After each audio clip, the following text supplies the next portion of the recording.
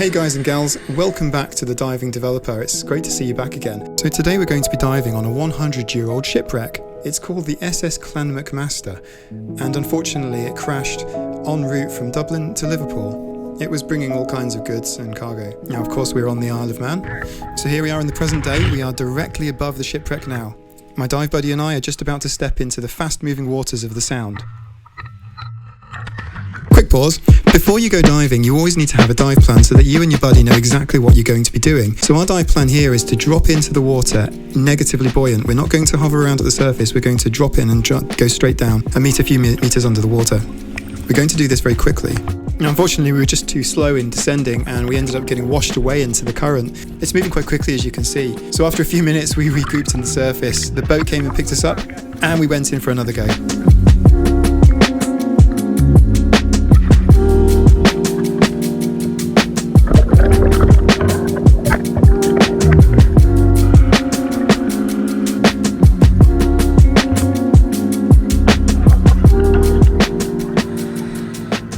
Oh, we haven't been washed away. It looks like we're going in the right direction.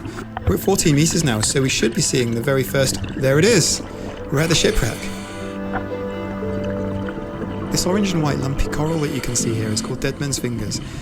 Now you can see some of them look a little bit fuzzier than others, and that's because the little polyps on the outside of the coral has come out to feed in the current.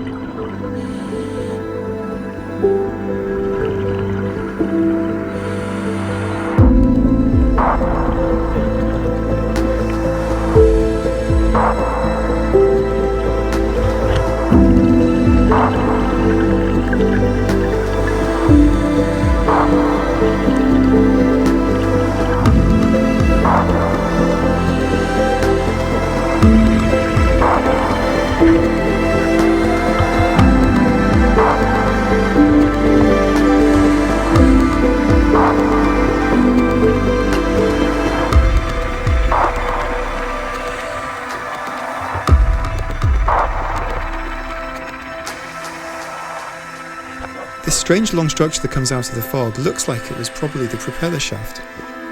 It's completely colonised with life.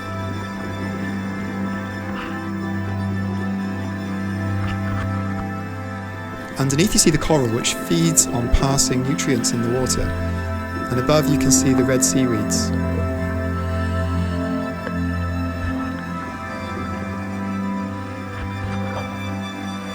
These rib-like structures that come out of the ground, I don't know what they are.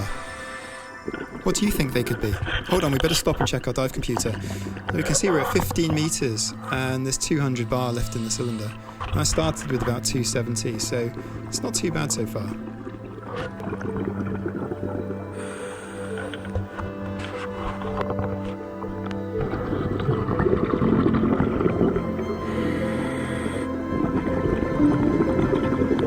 Over the last 100 years, most of the shipwreck is now covered,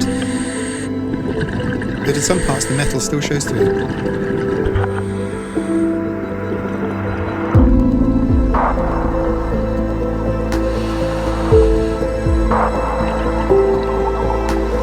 Have you ever wondered what it looks like inside a 100-year-old steamship?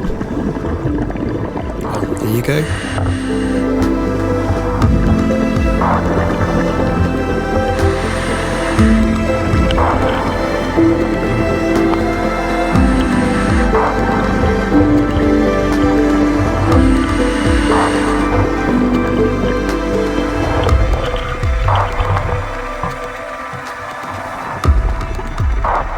This bit's a little tricky. I have to use my fingers to pull myself through as I can't fit in the tight space.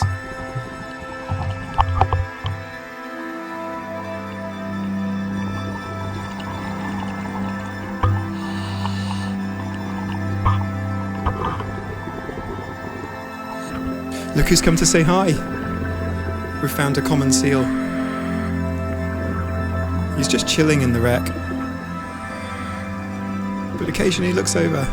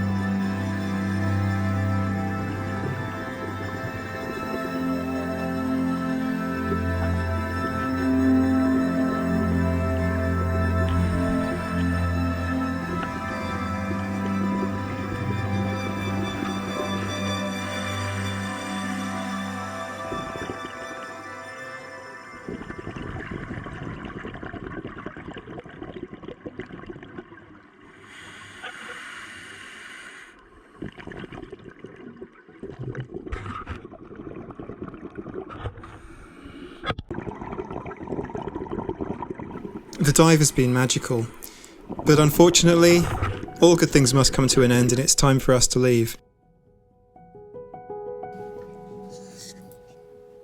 But our adventure wasn't over yet. Now, we had to come back to the surface, and do you remember the current from earlier on in the video? So as divers, we indicate to the boat that we're ready to come up by launching a surface marker buoy. It's a tall, air-filled bag that bobs around on the surface that can be seen from miles away. Now, I took my reel out, attached the line to the SMB, and inflated the SMB underneath the water, and it shot up to the surface. Now, unfortunately, because the current was pulling so hard, the line went nearly horizontal, and I wasn't actually able to reel it in on my own. So my dive buddy and I had to work as a two-man team to reel the line in. We got to the surface without any issues.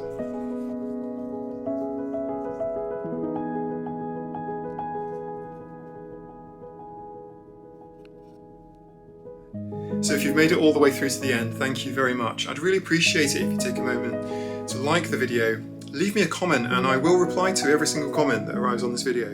And thank you again for watching. See you next time.